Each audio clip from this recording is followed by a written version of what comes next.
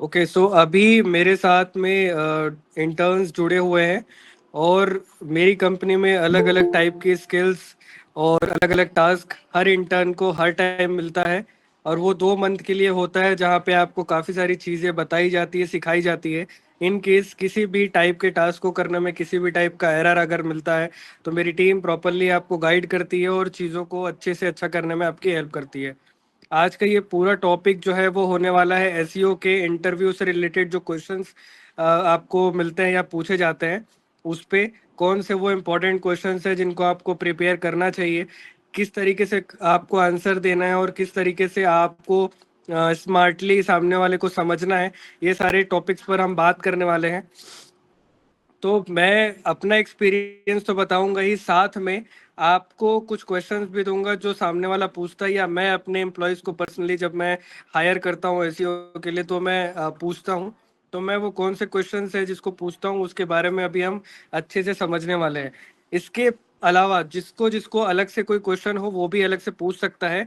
जैसे अगर आपके मन में कुछ क्वेश्चन आ रहा हो जो आपको लग रहा है कि इस टॉपिक या पूरे इस सेशन में कवर नहीं हुआ तो वो एंड में आप जरूर से पूछना मेरे से। अब ये जैसे ही ये पूरा सेशन खत्म हो जाएगा क्वेश्चन आंसर का, इसके अलावा अगर आपको अदर टॉपिक्स भी डिस्कस करना है तो भी आप कर सकते हो, बट पहले हम इंटरव्यू के सारे क्वेश्चंस को क्लियर करते हैं, ठीक है।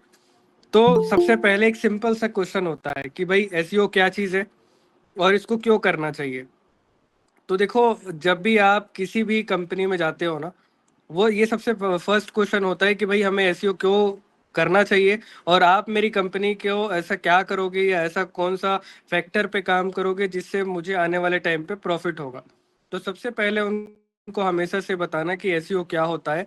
एसईओ देखो, आपके वेबसाइट की विजिबिलिटी सर्च इंजन्स पे जितनी अच्छी होगी उतना ज़्यादा आपको सेल्स मिलेगा, उतने ज़्यादा आपको लीड्स मिलेंगे। तो एसईओ एक प्रोसेस है जहाँ पे आप अपनी वेबसाइट को ऑप्टिमाइज करते हो ताकि आपको ज़्यादा से ज़्यादा सेल्स मिल सके, ज़्यादा से ज़्यादा लीड्स मिल सके, ज़्यादा विजिबिलिटी मिल सके, आपकी ब्रांडिंग हो, लाइफ टाइम लंबे टाइम तक के ब्रांडिंग हो, ठीक है। इसके अलावा अब एसईओ काफ़ी अलग अलग टाइप के होते हैं, on page, of page, technical. तो आपको कई बार पूछते हैं कि भाई एसईओ में ऑन पेज और ऑफ पेज के बीच में क्या डिफरेंस है, ऑन पेज और ऑफ पेज के बारे में क्या ऐसा जानते हो और क्या वो डिफरेंस क्रिएट करता है, दोनों में क्या डिफरेंस है।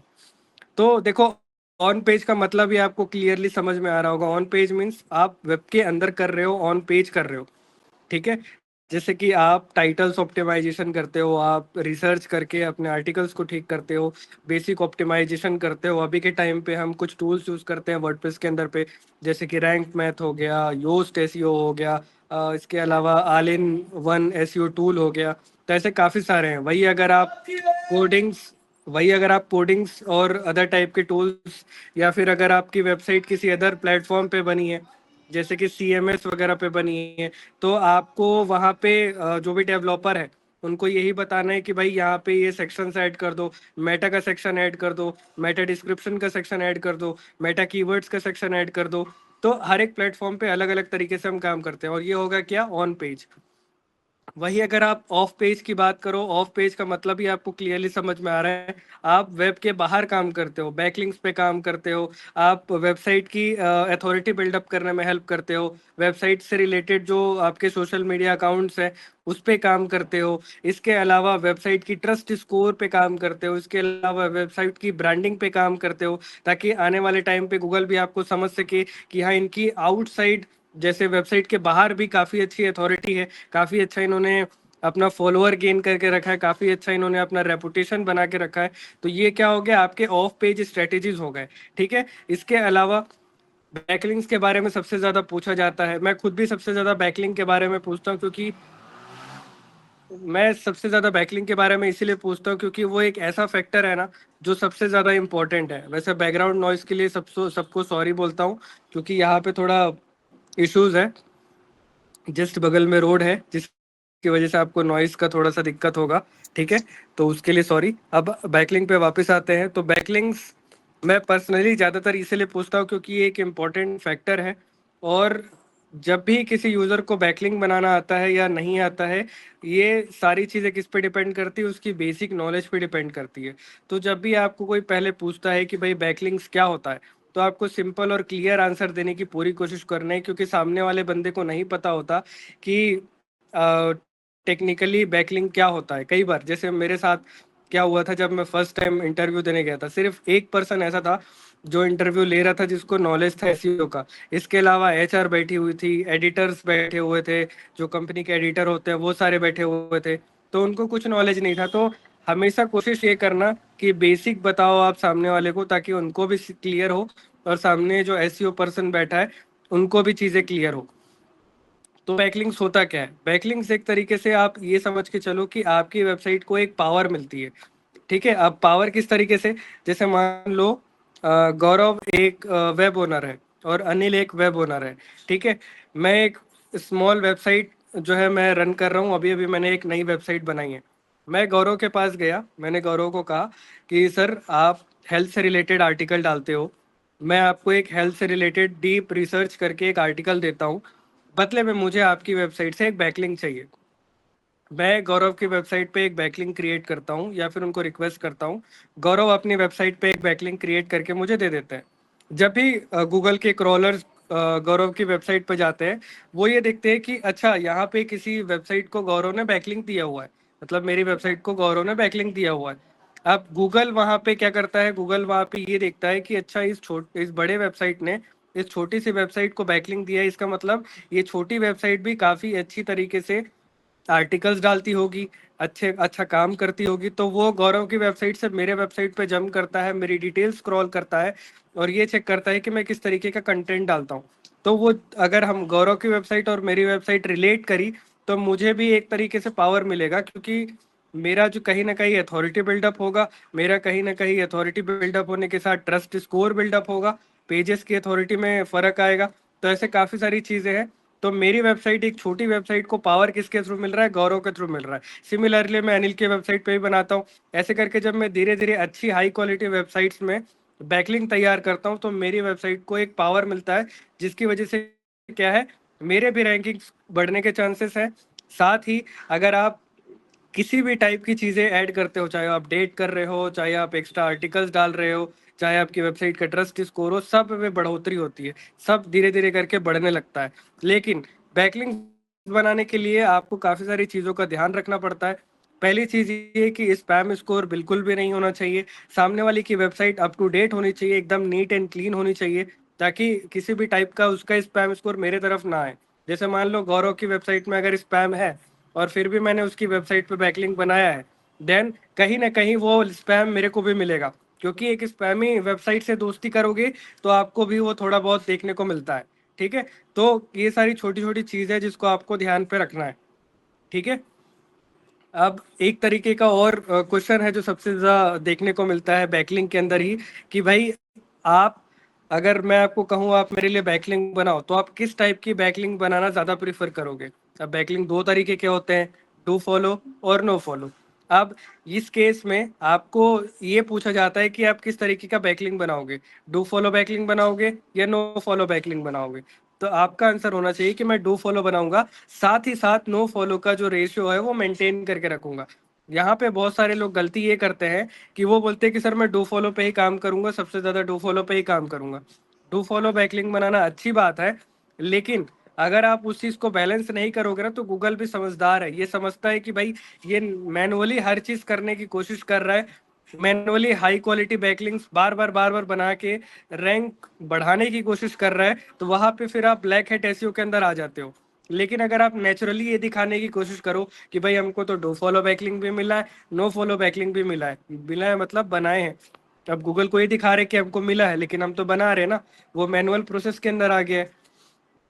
तो आपको हमेशा से आंसर देना है कि सर मैं दोनों का रेशियो मेंटेन करके रखूंगा, मैं डू फॉलो बैकलिंक भी बनाऊंगा, मैं नो फॉलो बैकलिंक भी बनाऊंगा, ताकि आने वाले टाइम पे हमको अपडेट्स, जब भी गूगल अपडेट लॉन्च करे तब हमको कोई किसी भी टाइप का दिक्कत ना हो, हमारी वेबसाइट सारे अपडेट से बच के रहे और किसी भी टाइप की दिक्कत ना हो।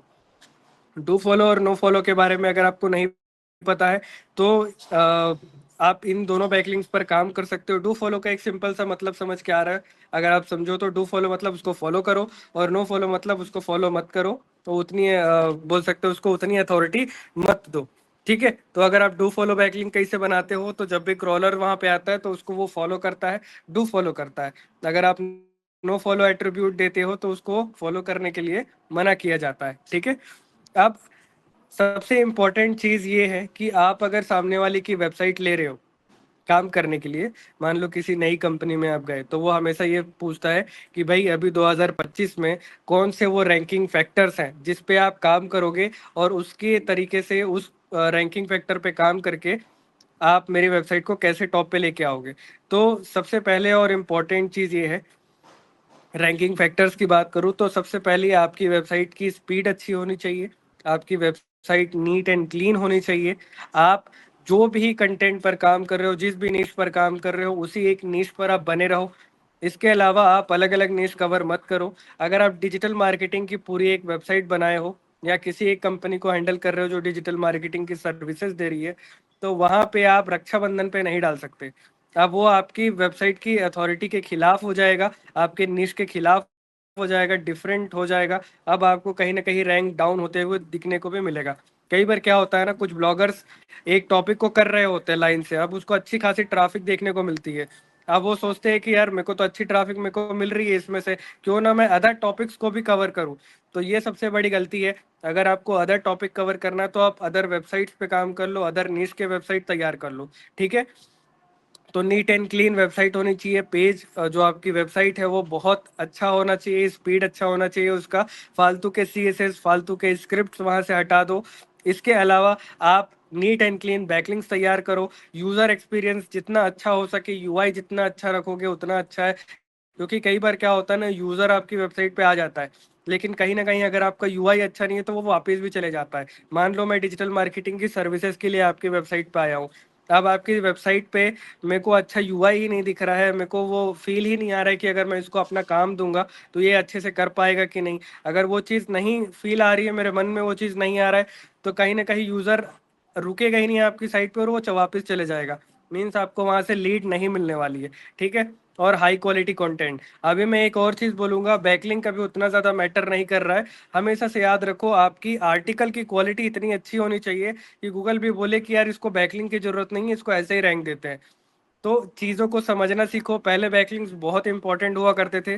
पहले ऐसा था कि कोई भी फालतू के बैकलिंक्स भी अगर आप बना रहे हो तो भी आपको रैंक देखने को मिल जा रहा था। कमेंट बैकलिंक्स, छोटे छोटे टाइप के बैकलिंक्स ईजिली दे रहे थे आपको रैंकिंग। बट अभी ऐसा है कि अगर गलती से भी आपने एक ऐसी लिंक बना दी जो आपके आपके कंटेंट के खिलाफ है या आपके निश के खिलाफ है ना, तो पूरा का पूरा वेबसाइट चले जाता है एक ही बार में। ठीक है। अब इसके अलावा एक और क्वेश्चन ये आता है कि भाई आप कौन कौन से SEO टूल्स यूज करते हो और मेरी वेबसाइट की परफॉर्मेंस बढ़ाने के लिए आप कौन से वो टूल्स को यूज करोगे जिससे मेरी वेबसाइट के परफॉर्मेंस में काफी ज्यादा बढ़ोतरी होगी या स्पीड बढ़ेगा या बोल सकते हो रैंकिंग बढ़ेगा। तो मैं पर्सनली अगर बोलूँ तो मैं Ahrefs बहुत पसंद करता हूँ। Ahrefs मेरी पर्सनल फेवरेट टूल है। इसके अलावा SEMrush है। ये दो टूल है जिसको मैं पर्सनली यूज करता हूँ। फर्स्ट प्रायोरिटी मैं Ahrefs को देता हूँ क्योंकि वो डिटेल्ड और अच्छा रिजल्ट मुझे देता है और डीप में एनालिसिस करने का मौका भी मुझे देता है। ठीक है। इसके अलावा SEMrush भी है, ऐसा नहीं कि SEMrush का डेटा सही नहीं आता या फिर उतना अच्छा इंटरैक्टिव इंटरफेस नहीं है उसका, बट ठीक है, एवरेज है मेरे को। लेकिन पर्सनली Href का इंटरफेस काफ़ी अच्छा लगता है। इसके अलावा मैं एनालिटिक्स अच्छे से यूज़ करता हूँ क्योंकि उसका जो डेटा मुझे मिलता है उसी के बेस पे मैं और रिसर्च करता हूँ। इसके अलावा गूगल सर्च कंसोल, ये चार टूल है। जो देखो, एनालिटिक्स और कंसोल गूगल का फ्री टूल है और वही आप देख देख आपको उसी का ही आदत आपको बनाना पड़ेगा क्योंकि वो सबसे बेस्ट है और गूगल का ऑफिशियल डेटा उसी पे हमको मिलता है। इसके अलावा फिर आप Href पे जाओ, SEMrush पे जाओ, देन आप मैनुअली सारे रिसर्च करो। मैनुअली रिसर्च करना मतलब मैनुअली Ctrl+U दबा के आप पेज सोर्स के through titles, description and all पता करते हो। आप पेज की स्पीड मैनुअली पता करते हो। आप CSS और स्क्रिप्ट मैनुअली पता करते हो। कीवर्ड्स और ये सब के लिए आप Href को यूज़ कर लो या फिर आप मैनुअली सारी चीज़ें कर लो। ग्रुप में मैंने कुछ टाइम पहले ही ऑपरेटर्स एंड ऑल सारी चीज़ें शेयर किया था आप लोगों से। आपको वो सारी चीज़ें फॉलो करनी चाहिए। ठीक है। अब आपको कोई अगर पूछता है कि भाई आप कीवर्ड रिसर्च कैसे परफॉर्म करते हो, मतलब कीवर्ड रिसर्च किस तरीके से करते हो, जरा हमें भी बताओ, तब आपको एक सिंपल क्लियर आंसर देना चाहिए कि सर जब भी हम कीवर्ड रिसर्च करते हैं, हम हमारे निश से रिलेटेड 4-5 वेबसाइट्स पहले निकालते हैं। जैसे मान लो मैं एक डिजिटल मार्केटिंग की कंपनी रन कर रहा हूँ, मैं अपना मेथड बता रहा हूँ, मैं एक डिजिटल मार्केटिंग की कंपनी रन कर रहा हूँ, ठीक है। अब मेरी निश में जो जो मेरे कॉम्पिटिटर्स हैं, मान लो गौरव है, अनिल है, राहिल है, नंदिता है, ये सारे मेरे कॉम्पिटिटर्स हैं। मैं क्या करूँगा, आपकी वेबसाइट पे स्टेप बाय स्टेप आऊँगा। आपकी वेबसाइट को स्टेप बाय स्टेप मैं क्या किया, एचरेफ के अंदर ओपन किया। एचरेफ के अंदर जब मैंने ओपन किया तो मैंने देखा अच्छा गौरव इस कीवर्ड के लिए रैंक कर रहा है, इसकी डिफिकल्टी कम है। अनिल दूसरे कीवर्ड के लिए रैंक कर रहा है, इसकी भी डिफिकल्टी कम है। राहिल एक ऐसे कीवर्ड पे काम कर रहा है जिसकी डिफिकल्टी बहुत ज्यादा है। नंदिता ऐसे कीवर्ड पे काम कर रही है जिसकी डिफिकल्टी कम तो है लेकिन वॉल्यूम बहुत कम है। तो मैं क्या करूंगा, गौरव और अनिल को सेलेक्ट करूंगा क्योंकि वो ऐसे कीवर्ड पे काम कर रहे थे जिसका वॉल्यूम भी अच्छा है और जिसका कीवर्ड डिफिकल्टी भी बहुत कम है, मतलब रैंक करना बहुत ईजी है। तो मैंने क्या किया, मैंने कॉम्पिटिटर की वेबसाइट से कुछ कीवर्ड चोरी किए।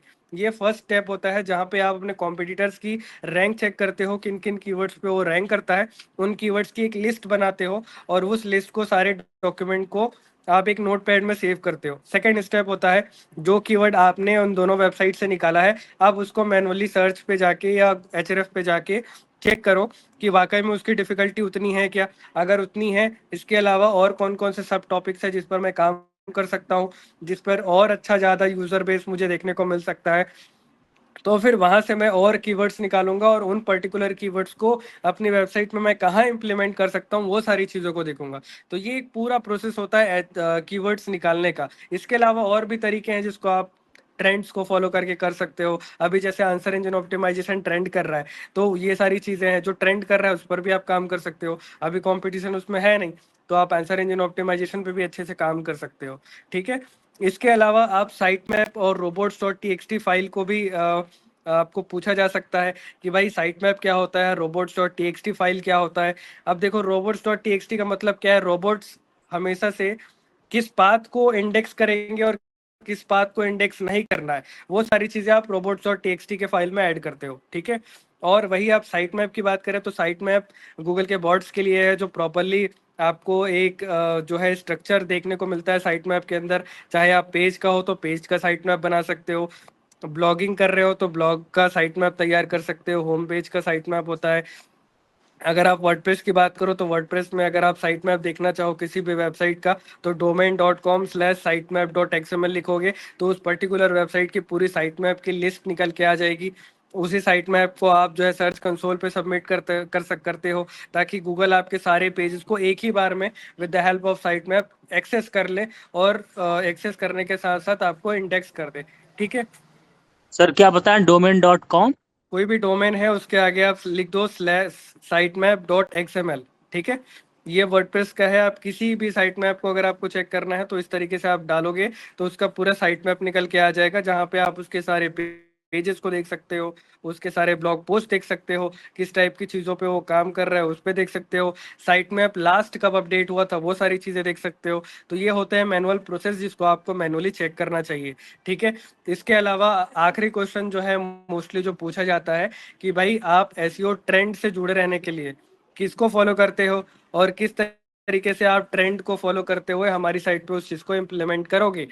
तो ट्रेंड्स को फॉलो करने के लिए काफ़ी सारे यूट्यूबर्स का नाम आप ले सकते हो। इसके अलावा जिस ब्लॉग को आप फॉलो करते हो, जिससे आप सीखते हो, उनका नाम आप रिकमेंड कर सकते हो, बता सकते हो। इसके अलावा जब भी कोई ट्रेंड आता है या कोई अपडेट आता है तो कभी भी हड़बड़ाना नहीं है, ये चीज़ आप सामने बताना कि मैं जब भी कोई अपडेट आता है मैं सबसे पहले ये देखता हूँ कि मेरी साइट के रैंकिंग्स कहाँ कहाँ पे है। मैं उन सभी रैंकिंग्स का एक लिस्ट बनाता हूँ। मान लो मैंने 3-4 कीवर्ड पे काम किया था, और वो 3-4 कीवर्ड्स की रैंकिंग XYZ कीवर्ड्स की रैंकिंग 1 2 3 थी। अपडेट आने के बाद वो सारे कीवर्ड्स की रैंकिंग अब 4 5 6 हो गया। इसका मतलब चेंजेस हुआ है रैंकिंग में। तो जब तक रोल आउट कंप्लीट नहीं होगा मैं कोई छेड़छाड़ नहीं करूंगा अपने रैंकिंग्स या पेजेस में चेंजेस नहीं करूंगा, जब तक रोल आउट कंप्लीट नहीं होता तब तक। जब रोल आउट कंप्लीट हो जाएगा एक बार फिर रैंकिंग देखो। कई बार क्या होता है, रोल आउट के चलने तक का ना गूगल रैंकिंग्स में चेंजेस करता है, इसकी वजह से आपको थोड़ा दिक्कत देखने को मिलता है या रैंकिंग्स में बदलाव देखने को मिलता है। लेकिन जब आप रोल आउट होने के बाद देखोगे ना तो कई बार क्या है, रैंकिंग एज इट इज वापस आ जाता है, क्योंकि आपने कोई चेंजेस नहीं किया, आपने बहुत अच्छी तरीके से शांति से वेट किया रोल आउट होने का। अब आप देखो कि कोई चेंजेस हुआ है, अगर चेंजेस हुआ है तो कहाँ पे हुआ है, किस तरीके से हुआ है, अब चेंजेस ज़्यादा हुआ है क्या, और ज़्यादा हुआ है तो क्यों इतना ज़्यादा हुआ है, आपने उस पेज पे ऐसा क्या किया था जो इतना ज़्यादा चेंज हो गया, या फिर कोई ऐसी गलती तो नहीं कर दी जो स्पैम अपडेट में दिक्कत क्रिएट कर दिया। तो ये सारे कुछ टॉपिक्स है जिसको आपको फॉलो करना चाहिए। ठीक है, हमेशा से जब भी कोई आपको ये पूछता है कि आपको कितने टाइम का एक्सपीरियंस है, ठीक है, तो एक्सपीरियंस को आप अच्छे से बताओ कि सर मैंने पहले फ्रीलांसिंग किया, फ्रीलांसिंग में मैंने ये स्किल सीखा, यहाँ यहाँ पे ऑप्शंस देखने को मिला मुझे, ये नए स्किल्स थे जो मैं अपने फ्रीलांसिंग के दौर पे सीखा। देन फिर मैंने एक कंपनी ज्वाइन किया, उस कंपनी पे मुझे ये टास्क मिले। अपने टास्क को क्लियरली बताओ सामने वाले को, ताकि वो जान सके कि इस पर्टिकुलर कंपनी में आपने क्या टास्क किए हैं, ताकि उसी टास्क के अकॉर्डिंग वो आपको काम देगा। ठीक है, अब उस टास्क को भी क्लियरली बताओ कि सर इस टास्क में मैं ये चीज़ें करता था तो मुझे ये रिस्पॉन्स देखने को मिला था, या इस जगह पे ग्रोथ देखने को मिली थी, ताकि सामने वाला आपको क्लियर समझ जाए कि हाँ इसने काम बहुत किया है अपने इंडस्ट्री में। क्या हुआ, भले अगर इसको कहीं पे जॉब नहीं मिला लेकिन काम अच्छे से किया है, बेसिक इसकी क्लियर है और डिटेल्स अच्छे से समझ में आता है इसको, तो वो इजीली आपको जॉब देगा। क्योंकि यहाँ पे पूरा जो खेल है वो स्किल का है, ना कोई डिग्री की ज़रूरत है, ना किसी भी टाइप की बोल सकते हो एज का कोई लिमिटेशन है, बैरियर है। बस एक चीज़ है, अगर आपकी स्किल क्लियर है, एकदम कट टू कट आपको नॉलेज है कि अगर आप इस कीवर्ड पे काम करोगे तो विद इन 10 डेज रैंक करेगा, इस बैकलिंक पे काम करोगे तो वो आपकी अथॉरिटी बिल्डअप कर देगा, इस निश पे काम करोगे तो आपको विद इन मंथ आपको मिलियंस में क्लिक दे देगा, अर्निंग किस तरीके से करना है वो सारी चीज़ें आप सामने वाले को बताओ, तब जाके वो आपको समझ पाएगा। ठीक है, कभी भी कहीं पे भी जाते हो ये मत बोलना कि मैं सर फ्रेशर हूँ, मुझे अभी अभी सीखने को मिला है, मैं ना थ्योरी सीख के आया हूँ, 2 साल प्रैक्टिकल किया, ये सारी चीज़ें मत बोलना। आप 2 साल प्रैक्टिकल किए हो उसको इस तरीके से बोलो कि सामने वाला समझ पाए कि आपने उस 2 साल के अंदर में क्या क्या सीखा है। नहीं तो ये पूरा का पूरा फ्रेशर वर्ड आपका काम बिगाड़ देगा, या इंटर्न वर्ड आपका काम बिगाड़ देगा। ठीक है, आपको कहीं भी चीज़ के लिए अगर किसी भी टाइप का इशू क्रिएट हो रहा है, आप चाहो तो मेरा रेफरेंस दो कि मेरे साथ आपने काम किया है, मेरे साथ आपने इंटर्नशिप की है, उस इंटर्नशिप के दौरान ये टास्क मुझे मिला है और इस टास्क को मैंने पूरे 3 महीने 4 महीने अच्छे से किया है, और अगर आप दोबारा इस टास्क को देते हो तो बिल्कुल डेफिनेटली मैं उसको अच्छे से करूँगा, ये चीज़ की गारंटी देना सीखो। जब आप गारंटी देना सीखोगे तो गारंटी पे ही आपको सामने वाला पर्सन रखता है। मेक श्योर करना अगर आपको आता है तभी गारंटी देना, नहीं तो सामने वाले की वेबसाइट पूरी तरीके से डाउन हो सकती है। ठीक है, कोई एक्सपीरियंस नहीं हो तो सीधे सीधे आंसर दो कि मैंने इनके यहाँ पे इंटर्नशिप किया, ये टास्क किया, ये चीज़ें की, और इन टास्क को सीख कर मैंने अपनी साइट पर काम किया या XYZ साइट पर काम किया, अगर नहीं भी किया है तो ये चीज़ सीखा है, और इस चीज़ को सीखने के बाद मैं इजिली आपके साइट को रैंक कर सकता हूँ, ये चीज़ें आप बताओ। यस करो, क्वेश्चन कर रहे थे। सर गूगल का रोल आउट कितने दिन चलता है? अब वो डिपेंड करता है, कई बार 1 हफ्ते, कई बार 2 हफ्ते, कई बार 3 हफ्ते, कई बार महीना। यस प्रशांत। और जो गूगल की अभी लेटेस्ट अपडेट आई है वो क्या है, और अपडेट आया है जिसमें स्पैम को ठीक किया गया है। जैसे काफी सारे लोग ऐसे थे जो स्पैम कर रहे थे, सिमिलर AI को लेके स्पैम कर रहे थे, लिंक्स को लेके स्पैम कर रहे थे, ओवर कीवर्ड स्टफिंग कर रहे थे, बार बार कीवर्ड को रिपीट कर रहे थे ताकि उनकी वेबसाइट ज्यादा आए, ओवर चीजें करना, ओवर सारी चीजों को डबल डबल रिपीट करना, पूरा स्पैम में आता है। और गूगल के जो बॉट्स हैं, जो एल्गोरिदम्स हैं, वो कितना स्मार्ट हो गया है कि आपको इजीली डिटेक्ट कर लेता है कि आप मार्केट में कब आए, कैसे आए और आपने क्या एक्टिविटीज किया। तो जो जो चीजें आप कर रहे हो उसको आप ध्यान से करो। यस। सर किसी SaaS बेस्ड कंपनी का अगर साइट ऑडिट करना है तो लाइक जो टेस्टिंग डोमेन में वर्क करती हो तो उसको कैसे मतलब प्रिपेयर करें? आप किसी डोमेन को टेस्ट करना चाह रहे हो कि उसने कैसा नहीं एसईओ नहीं किया है? नहीं नहीं, जो SaaS बेस्ड हो ना, सॉफ्टवेयर एज सर्विस, अच्छा। जो हम्म। उसकी प्रोडक्ट की मतलब सर्विस दे रही है। जैसे मैंने अभी एक कंपनी है लैम्डा टेस्ट हम्म। और एक कंपनी एफ सीरिया, हम्म। दोनों का मतलब रिपोर्ट के लिए मैं आज वो कर रहा था।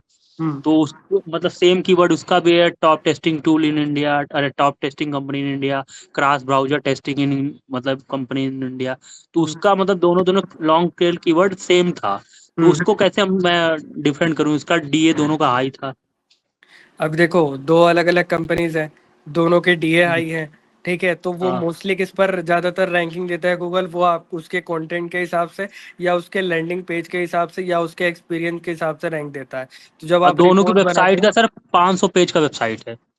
हाँ, तो वो बड़ी वेबसाइट्स है ना ब्रदर, बड़ी वेबसाइट स्टार्टिंग से काम कर रही है, 10 साल 20 साल से काम कर रही है, तो वो 20 सालों में उसने 500 पेजेस तैयार कर दिए, वो तो बहुत कम है। इसके अलावा कई सारे वेबसाइट्स मैंने ऐसे देखे जिनके पास काफ़ी सारे पेजेस है, थाउजेंड्स ऑफ पेजेस है, और वो थाउजेंड्स ऑफ पेज को ईजिली और अच्छे से मैनेज करते हैं। बहुत लोगों को कैनोनिकल एरर, डुप्लीकेट एरर हाँ। और बहुत सारी चीज़ें देखने को मिलती है। लेकिन जब आप स्क्रीमिंग फ्रॉग के अंदर दोनों वेबसाइट को डालोगे ना, screaming frog free of cost एक वेबसाइट है, सॉरी टूल है, जिसको अगर आप किसी भी वेबसाइट को वहाँ डालते हो तो उसके टेक्निकल एस्पेक्ट से लेके ऑन पेज ऑफ पेज सारी चीज़ें आपको डिटेल में पता चल जाती है। आप इजीली देख सकते हो कि उस वेबसाइट ने कैसे काम किया, क्या क्या हुआ उसमें, वगैरह वगैरह। इसके अलावा वेब आर्काइव का भी यूज़ करो, उसकी हिस्ट्री चेक करो कि पहले वो कैसे करते थे, अब उन्होंने क्या ऐसा किया जिसकी वजह से उनकी अथॉरिटी इतनी बड़ी, उनकी रैंकिंग इतनी बड़ी, इतनी नई तरीके से कैसे वो रैंक कर रहे हैं। तो ये सारी चीज़ें आपको हेल्प कर सकता है।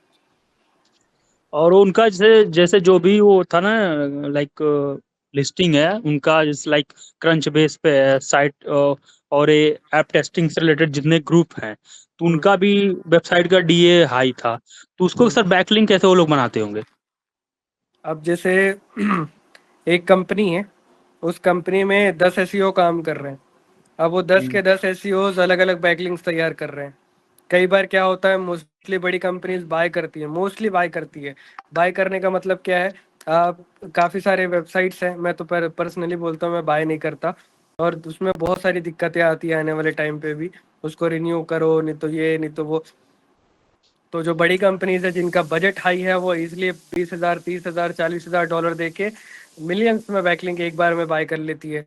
ठीक है, और इसमें क्या है, इस ऐसे बाय करने से क्या है, दिक्कत क्या होती है, आप मैनेज नहीं कर पाते हो।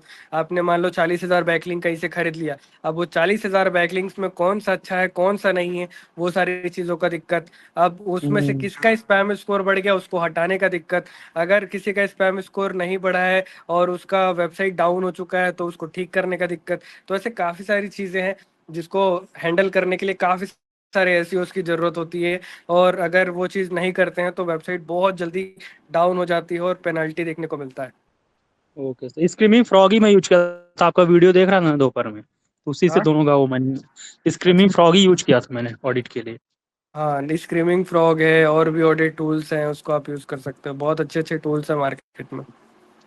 Okay manual sir. एनालिसिस भी कर सकते हो। यस नंदिता, नंदिता, अच्छा नंदिता गई। यस गौरव। सर इंटरव्यूअर गूगल एल्गोरिदम के रिलेटेड क्या क्वेश्चन पूछ सकते हैं? जैसे क्या बोले? गूगल एल्गोरिदम के रिलेटेड क्या क्वेश्चन पूछ सकते हैं इंटरव्यूअर एसईओ एजेंसी में?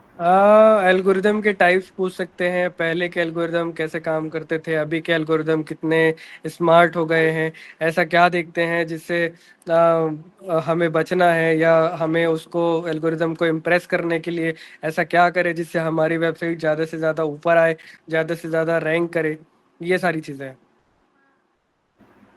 Okay. Sir black hat SCO और व्हाइट हैट एससीओ को भी मतलब वो होता है क्या, लाइक तो स्कैम होते हैं ना अभी तो ब्लैक सब हैट ब्लैक हेड एससीओ? कर रहे हैं, कोई बंदा ऐसा नहीं अच्छा। जो वाइट हेड कर रहा है, सबके सब ब्लैक हेड एसईओ कर रहे हैं। हाँ, ये होते हैं कुछ ब्लॉगर्स होते हैं जो सीधे साधे बेचारे हिंदी ब्लॉगिंग कर रहे हैं, और वो थोड़े से सिंपल वे में अपना काम करते हैं। उनको ना बैकलिंग बनाने आता है, कुछ नहीं, बस अपना काम किए जा रहे हैं, किए जा रहे हैं, ब्लॉगिंग कर रहे हैं, मस्त आर्टिकल्स डाल रहे हैं, उनकी साइट भी रैंक होती है अच्छे से। तो अब कुछ ऐसे हैं जो बैकलिंक्स बना रहे हैं, अपने साइट में बहुत ज़्यादा चेंजेस कर रहे हैं, कीवर्ड्स में ओवर स्टफिंग कर रहे हैं। तो वो ऐसा है कि जानबूझ के आप चीज़ें दिखाने की कोशिश करते हो, तो वो होता है ब्लैक हेड के अंदर आ रहा है, जहाँ पे चीज़ें एकदम नेचुरली चल रही है, नेचुरली बैकलिंक्स मिल रहा है, नेचुरली आपके रैंकिंग बढ़ रही है, नेचुरली आपके कीवर्ड्स बढ़ रहे हैं, तो आपके वो वाइट हेड के अंदर आ रहा है ब्रदर। लाइक क्रिप्टो से रिलेटेड जो भी मैक्सिमम प्रोजेक्ट है सब ब्लैक हैट ही करते हैं। क्या बोले?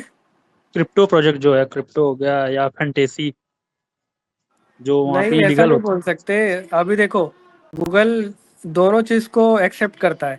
अगर आपने कहीं से बैकलिंक की क्वालिटी या बैकलिंक बाय की है और वो बैकलिंक अच्छी है जो आपकी वेबसाइट को प्लस पॉइंट दे रही है, तो ठीक है, चलो अच्छा है, अथॉरिटी बढ़ रहा है आपका।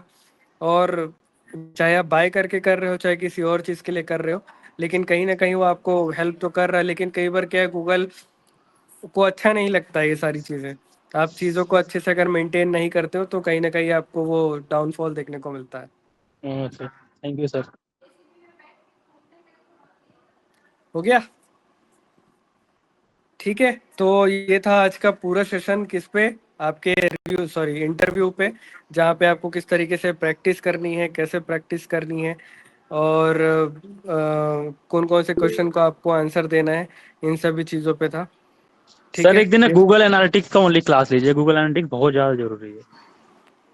गूगल एनालिटिक्स बस कनेक्ट करो डिटेल्स। हाँ, ये है कि अगर आपको कस्टम पैरामीटर्स जानने हैं, कस्टम हाँ सेगमेंट्स बनाना है तो बहुत डीप हो जाता है। जैसे मान लो मैं एक अभी रिसेंटली एक प्रोजेक्ट पे काम कर रहा था, मुरारी भी जानता है कितना बेकार प्रोजेक्ट है वो। तो उसमें ऐसा था कि एक काउंटी आती है यूएस के अंदर, एक काउंटी होती है orange county. Okay orange county की कुछ रीजन और कुछ सिटीज, अब उसको हमको फिल्टर करना था। तो जो उनके डेवलपर्स थे, उन्होंने वो सेगमेंट तैयार किए नहीं थे किस पे, एनालिटिक्स पे, ताकि वो सारी चीज़ें अच्छे से एनालाइज हो। अब उनके जो ओनर है उनको, उन्होंने जिद पकड़ लिया कि नहीं, हमको तो रिजल्ट्स ऑरेंज काउंटी का ही देखना है। हमने उनके लिए अप्रोक्स 57,000 विजिटर बेस बना दिया था within 2 months. 57,000 visitors easily आ रहे थे, थाउजेंड्स ऑफ विजिटर्स आ रहे थे कैलिफोर्निया से, मतलब उनके एरिया से, जिस काउंटी में वो पड़ता है कैलिफोर्निया उसमें। अब वो ऐसा ओके है कि वो पीछे पड़ गया कि नहीं, हमको बाकी रिजल्ट से मतलब नहीं है, हमको ऑरेंज काउंटी से ही मतलब है। तो ऐसे ऐसे लोग होते हैं। अगर आपको वो सेगमेंट्स और डिटेल में समझना है, वैसे तो ज़रूरत नहीं पड़ता है, सिंपल एनालिटिक आपके लिए इनफ है, जिसमें आप डिटेल में एनालिटिक रिपोर्ट्स देख सकते हो, सिटी वाइज, स्टेट वाइज, सारी चीज़ें आपको मिल जाएगा। हाँ, इन केस और डीप में आपको देखना है तो वो सेगमेंट वाइज काम होता है। बस सिंपल सा कनेक्ट करो वेबसाइट से और चालू करो, उसमें कोई बड़ी बात नहीं है। डेटा समझना आना चाहिए। हाँ, डेटा समझने के लिए एक मैं सेशन ले सकता हूँ, जहाँ पे एनालिटिक्स के अंदर पे कौन कौन से डेटा को देखा जाता है, कैसे देखा जाता है, उस पर बात कर सकते हैं। हाँ सर वही है। यस। जो चीजें मतलब डेली यूज में उसमें जैसे अगर रिपोर्ट तैयार कर रहे हो या किसी क्लाइंट को ऑडिट करा के दिखा रहे हो या परफॉर्मेंस करने के हम्म, बाद, तो वही चीजें जो आगे रिजल्ट में इजी हो। बिल्कुल। चलो ये सेशन को ख़त्म करते हैं, तो नेक्स्ट सेशन पे हम एक नेक्स्ट टॉपिक पे आएंगे। ठीक है, तो ये सारे थे इंटरव्यू सर के एक क्वेश्चंस। यस प्रशांत। सर एक और क्वेश्चन था कि सर जैसे कहीं हम इंटरव्यू में जाते हैं तो वहाँ इंटरव्यू हमसे ये पूछा जाता है कि आपके अंदर क्या खूबी है कि जो हम आपको हायर करें, तो इसका सर क्या आंसर देंगे उन्हें? आपके अंदर जो खूबी है, जैसे मान लो आपने कोई चीज़ अच्छे से प्रैक्टिस की है एसईओ के अंदर पे, आप खुल के बताओ कि अगर मुझे बैकलिंक दे दिया गया तो मैं वेबसाइट की अथॉरिटी बढ़ा के ही मानूंगा। और ऐसा ही करता हूँ मैं, ऐसा थोड़ा सा इम्प्रूवमेंट अपने आप में करके बताओ। आप चीज़ें अच्छे से बताओ। देखो, कोई खूबी अगर आप में है तो उसको हंस के खुल के बताने में कोई झिझक मत करो। कोई बोल सकते हो कि जब भी कोई अच्छी चीज़ आपके अंदर है ना, तो खुल के बताओ कि सर मैं इजीली आपके पेज को रैंक कर दूंगा विद इन 3 मंथ्स के अंदर। जो मेरा एनालिसिस है, जो मेरा रिसर्च है, उसके हिसाब से मैं इजीली उस चीज़ को समझ के रैंक कर सकता हूँ। ये सारी चीज़ें बताओ। अब वो अलग बात है कि वहां पे आपको एल्गोरिदम के अपडेट की वजह से उनकी साइट डाउन गई या कुछ भी ऐसा हुआ, ठीक है, तो वो अलग बात हो गई। उसमें क्या है, गूगल हर बार कोई ना कोई अपडेट लेके आता है और अजीब टाइप के अपडेट्स लाता है कई बार। तो वो सारी चीजें हैं। ठीक है। Sir okay sir okay. किसी प्रोडक्ट बेस्ड आईटी कंपनी में अगर इंटरव्यू देना हो तो उससे रिलेटेड एसईओ का क्या क्वेश्चन हो सकते हैं मैक्सिमम? आप प्रोडक्ट है, प्रोडक्ट को किस तरीके से ग्रोथ में लाओगे, प्रोडक्ट के बोल सकते हो जो जो अदर टॉपिक्स हैं उस प्रोडक्ट को, और क्या क्या बोला जाता है, उसके सिनोनिम्स या उसके अलग अलग कीवर्ड्स पर आप काम कर लो। इसके अलावा आप उस प्रोडक्ट के पेज की अथॉरिटी बढ़ाओ ताकि पेज रैंक करे उसका, उस प्रोडक्ट का पेज रैंक हो। और इसके अलावा उसका स्पैम स्कोर कम करो, ट्रस्ट बढ़ाओ। जितना ज़्यादा ट्रस्ट हो एक प्रोडक्ट को खरीदने के लिए उतना अच्छा है। लाइव चैट फीचर्स, आप कॉन्टेक्ट डिटेल्स क्लियर कट डालो, ट्रांसपेरेंट रहो अपने यूज़र से, तब जाके वो प्रोडक्ट बिकता है और तब जाके गूगल भी आपको रैंक देता है। तो ये कुछ कुछ छोटी छोटी चीज़ें हैं। ओवरऑल सारे ट्रिक्स, ये सारे ट्रिक्स तो नहीं बोलेंगे, सारे टेक्निक्स एसईओ के अप्लाई होते हैं सभी वेबसाइट पे। ठीक है। Okay, thank you so much sir, good night. Okay. ठीक है, थैंक यू आप सभी का ये वाला क्लास अटेंड करने के लिए। और भी कोई क्वेश्चन हो या चीज़ें हो तो हम नेक्स्ट सेशन में बात करते हैं। अभी तो ऑब्वियस सी बात है, हम डेली लेने की कोशिश कर रहा हूँ। ठीक है, तो कोई भी क्वेश्चन हो डेली हम जो है बात करेंगे, चीज़ें समझेंगे। ठीक है।